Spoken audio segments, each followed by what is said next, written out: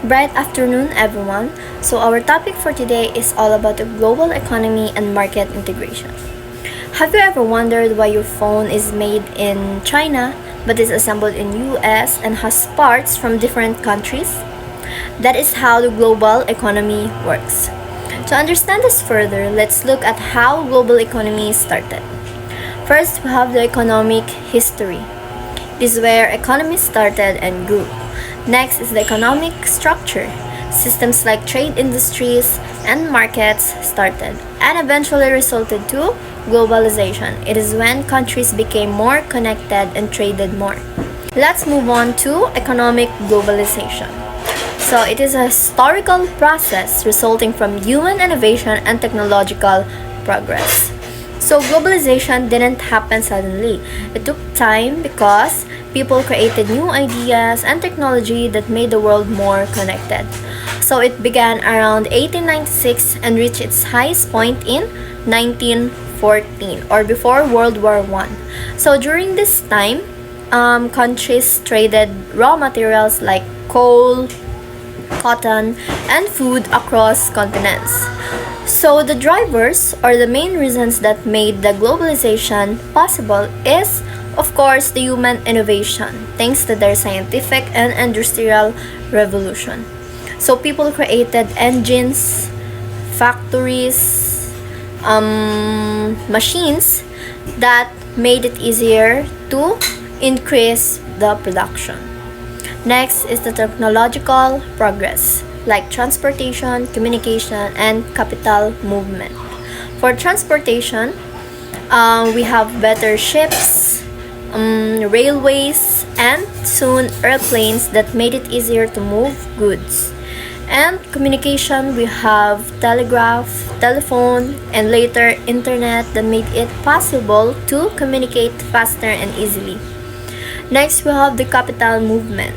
We have banks and systems that allows us to move money easily between countries.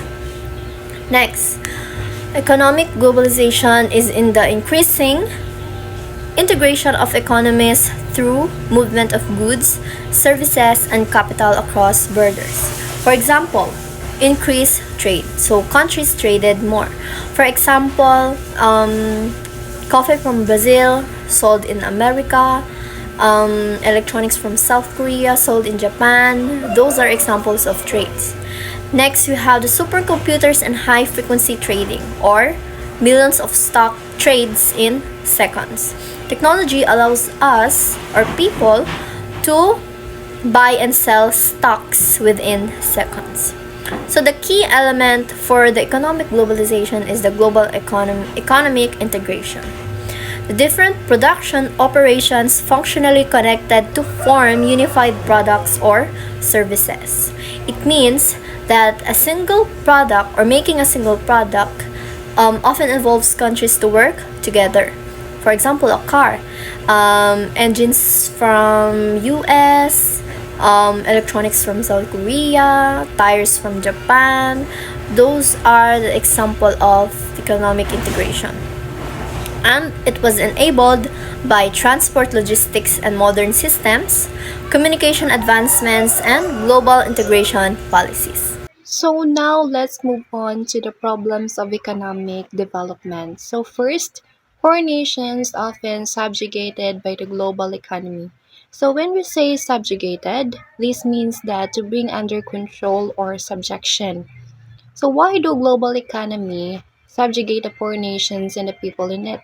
So by the power imbalance, the unequal trade relationships, the lack of economic diversification, debt dependency, global economic structures, corporate interest, and limited access to markets. So by these situations, there are instances or examples of this, like exploitation of cheap labor, human trafficking in forced labor, unequal trade, relationships, like I said earlier, and debt burden and economic dependence and exploitation of natural resources. So those are the examples of form of economic subjugation or waste in poor nations are disadvantaged by the global economy. So the second one is the unequal gains from globalization. So this refers to an uneven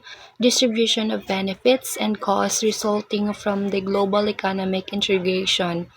So some individuals, groups, and nations are reap insignificant benefits, but the other are left behind or experience negative consequences.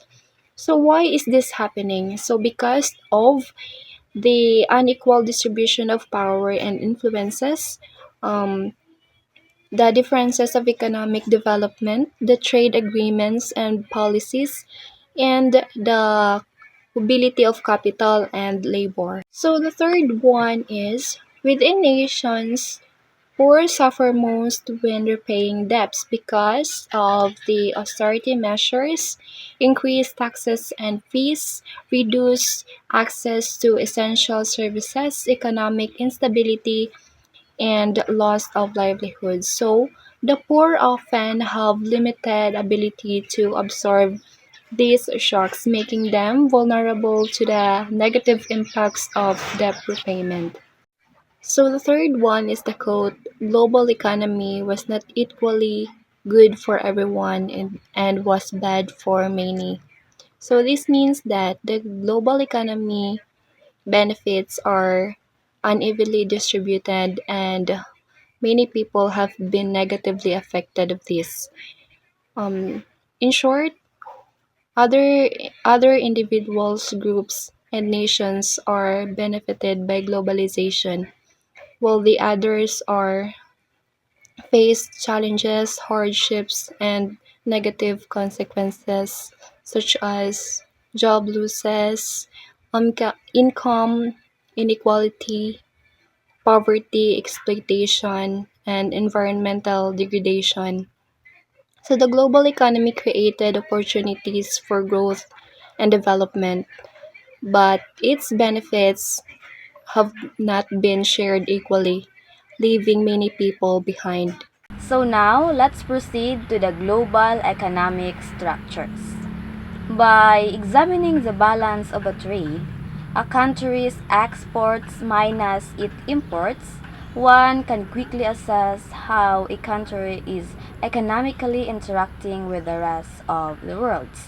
Now let us define two terms, the trade surplus and the trade deficit. Trade surplus occurs when the country's exports exceeds its imports, which indicates that there are more money coming into the country from foreign goods. This leads to economic growth, employment, and strengthening our nation's currency. On the other hand, trade deficit happens when a country imports more than it exports, meaning to say, the country consumes more than it produces. Trade surplus has a positive economic flows into the country, while trade deficit has a negative economic flows out of the country. The best example for this are the US and the China, wherein the size of their trade flows affects global supply chains, price, economic growth, and geopolitical stability. The US runs a large trade deficit with China, meaning the US imports more products on China than they export their own products. The large US trade deficit, significant import dependence on China, affects their country's manufacturing jobs and economic dynamics. China's role as a major exporter and holder of US Treasury bonds links it integrally with US economic stability.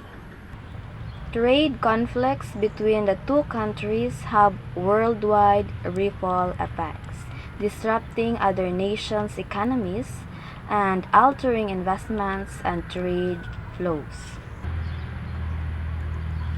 Despite conflicts, the trade relationship provides benefits like lower prices for U.S. consumers, job support through exports, and economic growth for China, lifting millions out of poverty. So, did you notice the relationship between the two countries? Did China and the U.S. benefits to each other? Actors facilitating economic globalization. So these are institutions and organizations that promote and support the global integration of economies, helping countries trade more, cooperate and adapt policies and connect them with the global market. So first, we have the international economic organizations.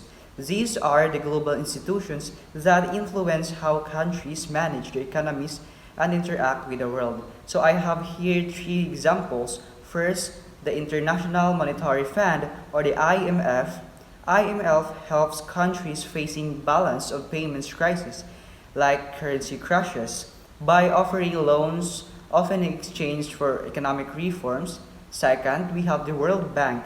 World Bank provides funding and expertise to support development projects like buildings, roads, schools, or energy system in poorer countries. Third, we have the OECD or the Organizations for Economic Cooperations and Development, a group of mostly developed countries that promotes economic growth, global trade, and best policies practices. We also have the regional organizations. So these are groups of countries in a particular region that work together to strengthen their economic ties. We have two examples. First, the ASEAN or the Association of Southeast Asian Nations, a bloc of 10 Southeast Asian countries that work together to increase trade, attract investment, and maintain peace. We also have the NAFTA or the North American Free Trade Agreement, now replaced by USMCA, a trade agreement between US, Canada, and Mexico to reduce trade barriers.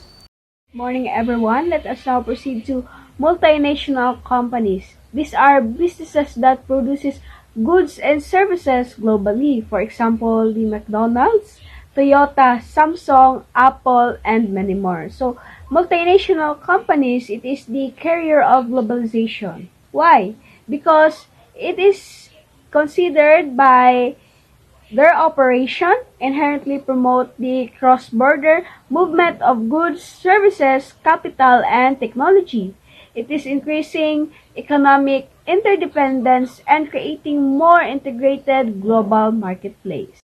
Next is central banks. Central banks is a national institution responsible for managing a country currency, regulating its banking system. Central banks influence economic development globally. Why? By implementing monetary policy to maintain price through low, stable inflation foster economic growth and influencing employment and spending ensure financial stability. What will happen if there's no central bank? It will cause multiple challenges. For example, financial instability, lack of monetary policy, and chaos. Next one is global civil society. It protects, influence, advocates alternative, drive social movement. Global civil society refers to the group of activists, advocates, NGOs, social networks. So it promotes social justice, human rights, education, social environment, wherein government or market are failed to deliver.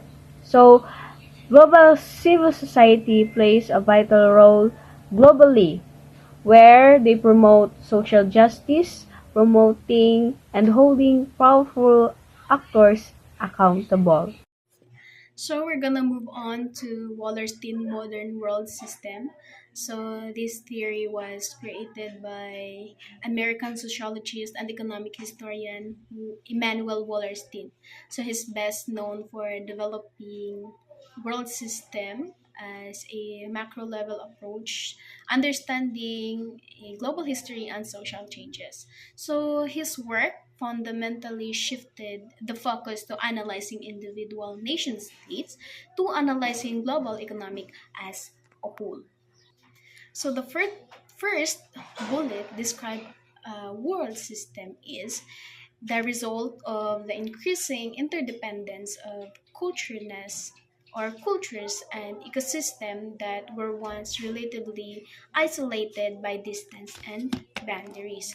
So since our world was very rampant or stagnant by a technology, so the places or the countries that are not connected will be interconnected with one another. Kumbaga, ang mga lugar na hindi magkakaugnay noon ay nagiging magkaugnay ngayon dahil sa mga transportasyon na nagawa ng mga ah, Pilipino or ng mga tao. So, just like for example, the importing of the products from the other country to another, and also the spread of the culture, the tradition of the other country was being appreciated and adopted by the other country. And because of this, the problems and the opportunities of a one country must be affected or can be affected to the other country. Next is the world system is a largely self-contained system with a set of boundaries and a definable lifespan, and it does not last forever. So the world system is a big system that has its own limits and boundaries, and it really doesn't last forever because every minute and every maybe seconds or every year the world is evolving, and it really change in every situation that happen in our world. The world will be evolving, and there is the time that it comes to its end, and also there is a new or there is a world called pagbabago or pagbabago ng anyo nito. Next bullet, the world system have existed before and not unique feature of the contemporary world. So I think we are all agree with this, that the world system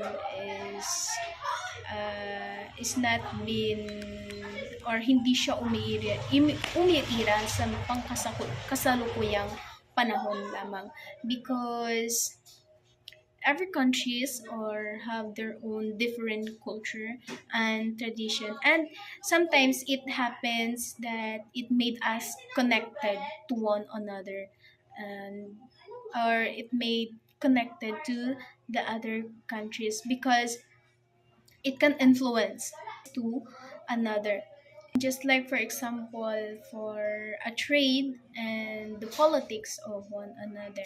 The example of this is a Silk Road from east to west. Kumbaga, ito ay tinatawag na pagbabarter sa sinaunang pagpanahon.